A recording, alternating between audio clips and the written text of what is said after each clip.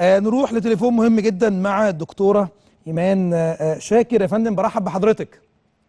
اهلا بحضرتك يا فندم، واهلا بكل الساده المشاهدين. يعني يا فندم يعني بنسمع كلام كتير بيتقال الفترة الأخيرة على إن يوم الخميس طبعا والجمعة والسبت هيكون في مشاكل كتيرة واحنا عندنا ماتشات كورة، فيا ترى الكلام اللي حضرتك متداول واللي فعلا بيتقال ده صحيح هيحصل؟ احنا فعلا اصدرنا بيان امس بحاله شديده من عدم الاستقرار في الاحوال الجويه تبدا يوم الخميس القادم ان شاء الله وتستمر حتى يوم السبت. طبعا حاله عدم الاستقرار هيكون مصحوبه بامطار شديده الغزاره على السواحل الشماليه، مناطق من الوجه البحري وايضا القاهره، وتمتد الى مناطق من مدن القناه. ايضا تصل هذه الامطار مع غزارتها الى حد السيول على بعض المناطق من سيناء ومنطقه خليج السويس وسلاسل جبال البحر الاحمر وبعض المناطق من جنوب البلاد. طبعا هذه الحاله من عدم الاستقرار في الاحوال الجويه هتكون مصحوبه بنشاط رياح مثير للرمال والاتربه على بعض المناطق من الجمهوريه وخاصه الطرق الصحراويه والمكشوفه، وتصل لحد العاصفه على مناطق من جنوب البلاد وجنوب سيناء. طبعا هيكون في انخفاض في درجات الحراره وهتكون اقل من المعدلات الطبيعيه لهذا الوقت من العام بدايه من يوم الجمعه القادم ان شاء الله. لكن الخميس يا فندم مفيش فيه مشكله يا فندم؟ يوم الخميس لا، الحاله بادئه من يوم الخميس وحتى طب دلوقتي يا فندم احنا عندنا 4 ماتشات كوره يوم الخميس، راي حضرتك ايه؟ الماتشات تقام ولا ممكن يتم التاجيل؟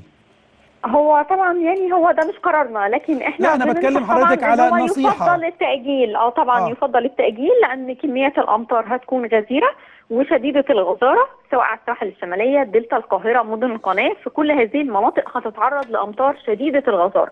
فطبعا الامطار شديده الغزاره هتعوق يعني حركه اللاعبين، وكمان هتعوق حركه المرور في الشوارع، وخصوصا مع تراكم كميات المياه لاستمرار الامطار على فترات طويله، فهيؤدي طبعا لتراكم كميات كبيره من المياه في الشوارع.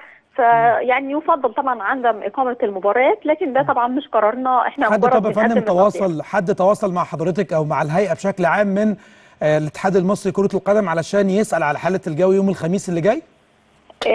هو حتى الآن لم يتواصل معي أي شخص من اتحاد الكرة، ممكن يكون تواصل مع زميل آخر، لكن حتى الآن لم يتواصلوا معنا. طب يا فندم هل حضرتك بلغتوا؟ طيب بالظبط هل في تواصل؟ احنا بلغنا لكافة الجهات المعنية في الدولة، وبناء على البيان اللي أصدرناه معالي رئيس الوزراء أصدر بيان اليوم بتعطيل الدراسة يوم الخميس القادم، فاحنا بلغنا كل الجهات. فيعني والخبر انتشر من امبارح ان احنا أصدرنا بيان رسمي وتم تداوله في كافة وسائل الإعلام وكافة الجرايد، وطبعا بناء عليه تم تعطيل الدراسة يوم الخميس القادم إن شاء الله. يعني يا فندم يوم الخميس هيكون فيه سيول كتير جدا هتعوق حركة المرور، هتعوق حركة اللاعبين في الملعب، ممكن المرور طبعا ممكن يتعطل شوية، وبالتالي هيأثر على كافة الأشخاص اللي موجودين في الشارع في التوقيت ده، وخاصة طبعا حافلات الأشخاص اللي موجودين في الشارع في التوقيت ده، وخاصة طبعا حافلات لاعبي كرة القدم والملعب بشكل عام. هو طبعا قرار تعطيل الدراسه ده هيسهل شويه في حركه المرور، ان هيمنع التكدسات المروريه الى حد ما. احنا كمان لازم نحاول نساعدهم، يعني لو ما عندناش حاجه ضروريه يفضل ان احنا ما نعملش زحام وننزل، يخلينا ملتزمين في المنازل افضل، يعني عشان نسمح لهم للجهات المعنيه ان هي تقدر تسحب الميه اول باول، فما يحصلش اي تراكمات في المياه، وان شاء الله تعدي الحاله بسلام على جميع المصريين. اشكرك يا فندم، شكرا جزيلا. الدكتوره ايمان شاكر رئيس مركز الاستشعار عن بعد بهيئه الارصاد الجويه. يعني حبينا نروح كده مع حضراتكم علشان نعرف الحالة اللي هتكون موجودة يوم الخميس، عشان عندنا 4 ماتشات كرة قدم منهم مباراة نادي الزمالك، وبالتالي زي ما حضراتكم سمعتم يا ريت الكل يعني يحاول على قد ما يقدر ان هو يبقى موجود في البيت يوم الخميس ويوم الجمعة، حفاظا على سلامة كل الناس يعني المصريين والناس اللي هتكون موجودة في الشارع. علشان كده حبينا ان احنا يعني نسمع حضراتكم بودانكم علشان تبقوا حاسين وعايشين معانا الموقف لحظة بلحظة.